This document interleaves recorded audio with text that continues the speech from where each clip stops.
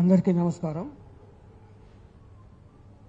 Signal TV ఒక మంచి ప్రయత్నం చేస్తుంది. వాస్తవానికి ఈ ప్రయత్నం ముందుగా ప్రభుత్వం చేయాల్సి ఉండే. చిన్న చితక వ్యవహారాల్లో ప్రభుత్వాలు తక్షణ నిర్ణయాలు తీసుకోవచ్చు, కానీ ఒక గంభీరమైన లక్షలాది ప్రజలతో ముడిపడి ఉన్న ఒక నగరం స్వరూపం రూపురేఖలు మార్చే అవకాశం ఉన్న సమస్య ఏదైతే ఉందో హిల్ట్, దీన్ని ఇంత తేలిగ్గా రాత్రికి రాత్రే జీవోలు తెచ్చి ఆదేశాలు జారీ చేసి ముందుకెళ్లే ప్రయత్నం ప్రభుత్వం ఏదైతే చేస్తుందో తప్పనిసరిగా ప్రజలకు, పర్యావరణవేత్తలకు, పారిశ్రామికవేత్తలకు అందరికి కూడా అనుమానాలు తలెత్తున్నాయి.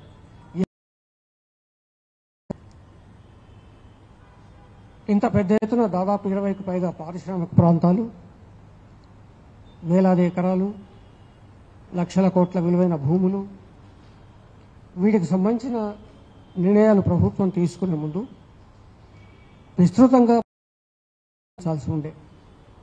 అది ఎక్కడా జరగలేదు.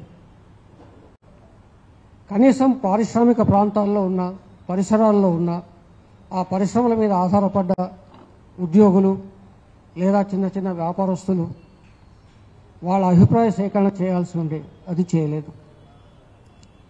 పారిశ్రామికవేత్తలు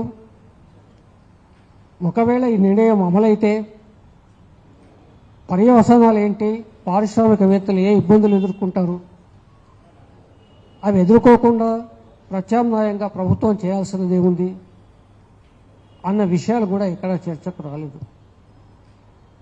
కనీసం క్యాబినెట్లో కూడా పెద్దగా చర్చకు వచ్చినట్టు వార్తలేమి రాలే. క్యాబినెట్ ఎజెండాలో ఎక్కడో చివరాఖరిలో మారుమూలకు ఏదో సాధారణమైన అంశం అన్నట్టుగా ఈ హిల్ట్ అనే ఈ ప్రక్రియను ముందుకు తెచ్చి ఇవాళ తెలంగాణ సమాజానికి రుద్దే ప్రయత్నం చేస్తున్నారు బలవంతంగా.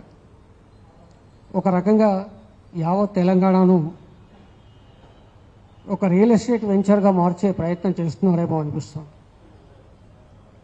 ఒకవైపేమో వ్యవసాయదారులు మా దగ్గర పరిశ్రమలు వద్దు బాబు, మేము వ్యవసాయం చేసుకుంటాం, మంచి పంట భూములు అంటేనేమో అక్కడ బలవంతంగా వ్యవసాయం పక్కన పెట్టేసి పరిశ్రమల కోసం భూములు స్వాధీనం చేసుకునే ప్రయత్నం చేస్తున్న ఈ ప్రభుత్వం మరి పరిశ్రమలు ఉన్నాయి, పారిశ్రామిక వాడలు ఉన్నాయి, పారిశ్రామిక ప్రాంతాలు ఉన్నాయి, దశాబ్దాలుగా పరిశ్రమలు నడుస్తూ ఉన్నాయి.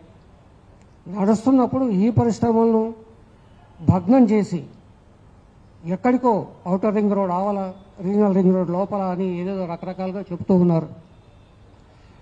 మరి అంత దూరం తరలించడంలో సాధ్యాసాధ్యాలు ఎట్లా ఉంటాయని ఒక అధ్యయన కమిటీ వేసిన దాఖలాలు కూడా ప్రభుత్వం చేయాలి. అంత సులభం కాదు. ఇంతకు కూడా వక్తలు చెప్పారు, ఒక పరిశ్రమను మరో చోటికి తరలించడం అది.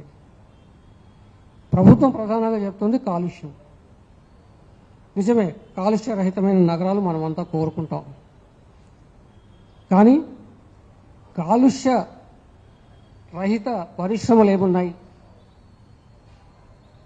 పర్యావరణ హితమైన పరిశ్రమలు ఏమున్నాయి, ఏదో సాధారణ కాలుష్యం అంటే ప్రమాదకరం కాని కాలుష్యాన్ని మాత్రమే వెదజల్లే పరిశ్రమలు ఏమున్నాయి, అత్యంత భయంకరమైన కాలుష్య కారక పరిశ్రమలు ఏమున్నాయి, అట్లా కేటగిరికల్గా ఏబిసిడి అని ప్రభుత్వం నిర్ధారించి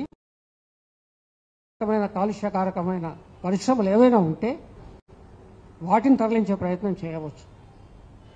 మిగతా పరిశ్రమలు ఏదైనా, చిన్న చితక పరిశ్రమలు ఏదైనా కాలుష్యానికి పాల్పడుతూ ఉంటే నియంత్రించడానికి ప్రభుత్వానికి పెద్ద వ్యవస్థే ఉంది. అది పెద్ద విశేషమేం కాదు.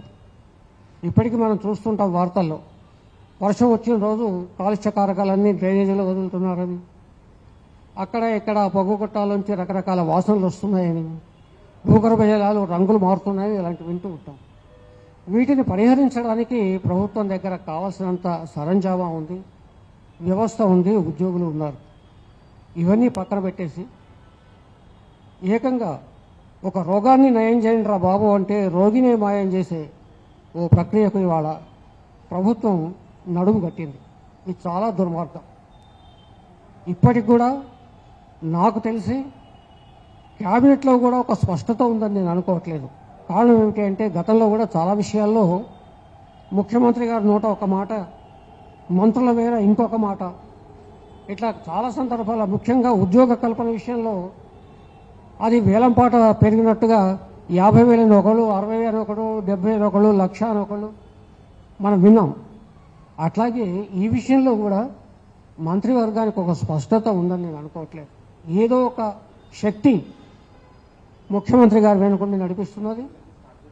దాని ప్రకారం ఆయన యథేచ్ఛగా ముందుకు సాగుతున్నాడు అనుకుంటున్నాను తప్ప మంత్రులకు కూడా ప్రమేయం అంతంత మాత్రమే అనిపిస్తుంది. కారణం ఇవాళకి వాళ్ళ పత్రికలు చూస్తాం, శ్రీధర్ బాబు గారు ప్రకటించిన ప్రకటన చూస్తే మరి చెప్పిన దానికి వాళ్ళు అంటున్న దానికి చాలా తేడా ఉంది. వాస్తవానికి ఇంత పెద్ద పాలసీ ప్రజల ముందుకు తెచ్చినప్పుడు, ఆచరణ కోసం ప్రయత్నిస్తూ ఉన్నప్పుడు ముఖ్యమంత్రి మాట ఏదైతే ఉంటుందో మంత్రి మాట అదే ఉండాలి, మంత్రివర్గం మాట అదే ఉండాలి, అధికారుల మాట అదే ఉండాలి. కానీ భిన్నంగా ఉండేసరికి సహజంగానే ప్రజలందరికీ అనుమానం వస్తుంది. ఇది హిల్ట్ అనే బదులు ఇది ఏ రాష్ట్రం వైపు టిల్ట్ అవుతుందో ఆలోచించాలి. ఇక్కడ సంపద ఎక్కడికి తరలించే ఒక కుట్రకు తెరలేచిందో ఆలోచించాలి. దేన్నైనా మనం సృష్టించవచ్చు కానీ భూమిని సృష్టించలేము, అది అందరికీ తెలుసు. భూమిని ప్రజలంగా రక్షించుకోవాలి, ప్రజల కోసం ఉపయోగించాలి, పర్యావరణం కోసం ఉపయోగించాలి. భూమిని మనం సాధించలేము, తేలేము, సృష్టించలేము, నిర్మించలేము. అలాంటి విలువైన భూమిని ఇన్ని వేల ఎకరాలు 10, 5 అలా కాదు, ఇన్ని వేలు అన్యాక్రాంతం చేస్తూ ఉంటే తెలంగాణ జాతి సంపద, ఇవాళ ప్రభుత్వాలు ఉంటాయి, ఇవాళ వ్యక్తులు ఉంటారు, పోతారు, కానీ ఈ భూమి ఇట్లాగా ఉంటుంది. ఈ భూమి తరతరాల తెలంగాణ ప్రజలు అనుభవించే హక్కు వాళ్ళకు ఉంటుంది. ఇక్కడ ఉన్న వాళ్ళకి వర్తమాన సమాజానికే కాదు, భవిష్యత్ సమాజానికి, రాబోయే సమాజానికి కూడా ఇక్కడి భూమి మీద హక్కు ఉంటుంది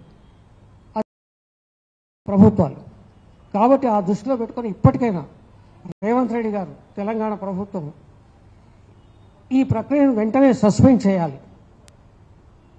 విస్తృతమైన చర్చలు జరపండి, బాధితుల అభిప్రాయాలు తీసుకోండి, తర్వాత పారిశ్రామికవేత్తల అభిప్రాయాలు క్షుణ్ణంగా అధ్యయనం చేయండి, పర్యావరణను పిలుచుకోండి. వాళ్ళందరి అభిప్రాయాలు క్రోడీకరించిన తర్వాత ప్రజామోదంతో ఒక ముగింపుకు వస్తే అప్పుడే బాగుంటుంది తప్ప నిరంకుశ ప్రభుత్వాలు, రాచరికాలు చేస్తున్నట్టుగా ఇవాళ మేము అనుకున్నదే చేస్తాం, మీరేం చేస్తారో చేయండి అని ఒక దుందుడుగా వ్యవహరిస్తే మాత్రం తప్పనిసరిగా ప్రజాగ్రహం ఎదురు చూడాల్సి ఉంటుంది. ఇప్పటికైనా ఇంతకుముందు లగచర్లలో బొట్టు కట్టింది మీకు, ఇవాళ ఇక్కడ బొట్టు కట్టే అవకాశం ఉంది. వద్దు, మీకు అధికారం ఇచ్చింది 5 ఏళ్ళు హాయిగా, మరి ఆ క్రమంలో మేలు చేయకుండా అనంతరం నిరంతరం మీరు అడుగడుగున తెలంగాణ ప్రయోజనాలకు భంగం కలిగించి పక్క రాష్ట్రాల ప్రయోజనాలకు, పక్క రాష్ట్ర అధినేతల ప్రయోజనాలకు, వారి కనుసన్నల్లో వారి కోసం అని చెప్పేసి ఇక్కడ ప్రణాళికలు మార్చుకుంటూ, పథకాలు మార్చుకుంటూ పోతే మరి వేలాది మంది త్యాగధనుల ఆత్మార్పణతో సాధించుకున్న, ఉద్యమంతో సాధించుకున్న తెలంగాణ ప్రజలు ఊరుకునే ప్రసక్తి లేదు. మరీ ఒక ఉద్యమానికి, మరీ భూమి కోసం ఉద్యమానికి తెలంగాణ ప్రజలు సిద్ధంగా ఉంటారు. జై తెలంగాణ.